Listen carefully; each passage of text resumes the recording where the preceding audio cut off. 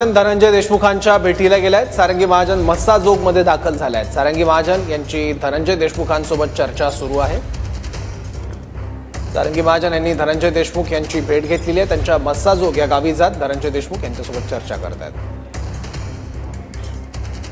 आता येतं मीच याचे आंबेजोगाईला मी चालवतो त्यांची मॅटर असं तिकडे जायचं मग आंबेजोगाईला तारीख आहे, या जमिनीची तारीख आहे। आता काय करायचं सांगा, रोज इथं मला चक्कर आता आपलं देशमुख कुटुंबियांसोबत चर्चा करतायत। सारंगी महाजन त्यांची विचारपूस करतायत। माझा नंबर लिहून गेला। माझं गाव उंदरीच आहे इथलं। वडील आमचे प्रत्येक घरात यायचे। उंदरी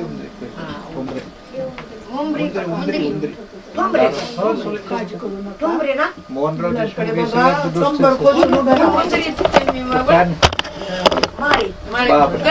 गरडे ना आमचं घर आई वारली आता ऑगस्टला वारली 24ला 13ला।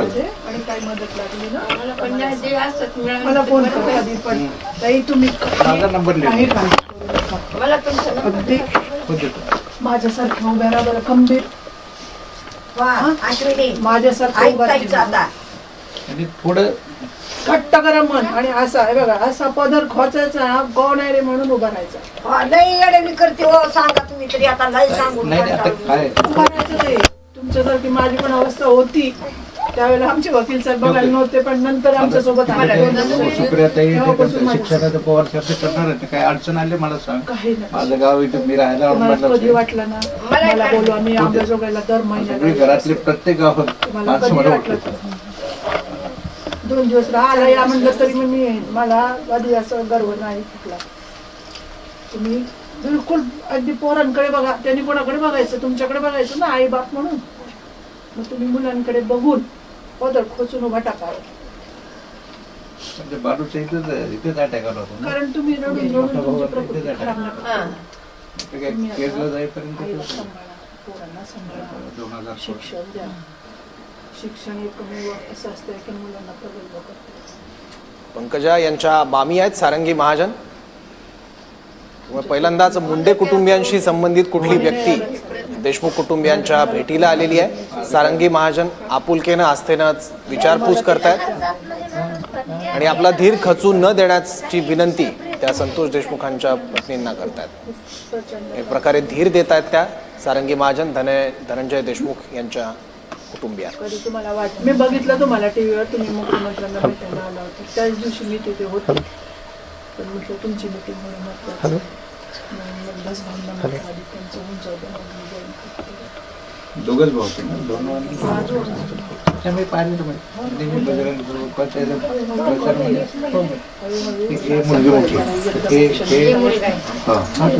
विरोधात जातात ना आजूबाजूचे पक्ष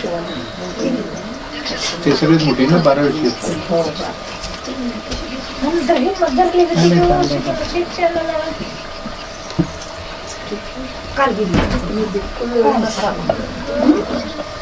एकदम शांतपणे यांचा फोटो आठवायचा बस आणि धीर धरायचा थोडा।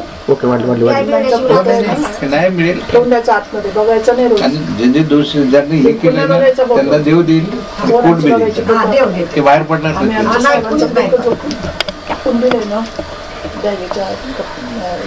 ह्याच्यामध्ये बेडमध्ये काढत नाही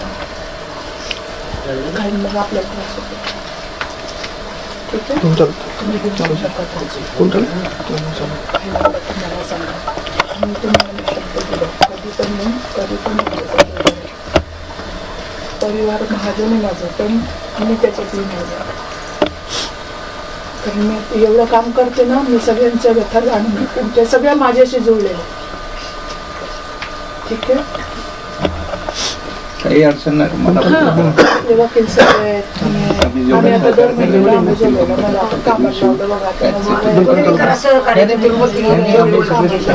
विशेषतः सरकारी वकिलाचं आपली तिथे औरंगाबादची झाली मराठी तिथे ते मयुरी जाधव देशपांडे ते शाळा झालं नाही, मयुरी जाधव बी झाली तिथे आपल्या शेजारी आपल्या म्हणतो आम्ही कधी जातीवाद केला नाही, काय नाही, पण लई जातीवाद करायचा।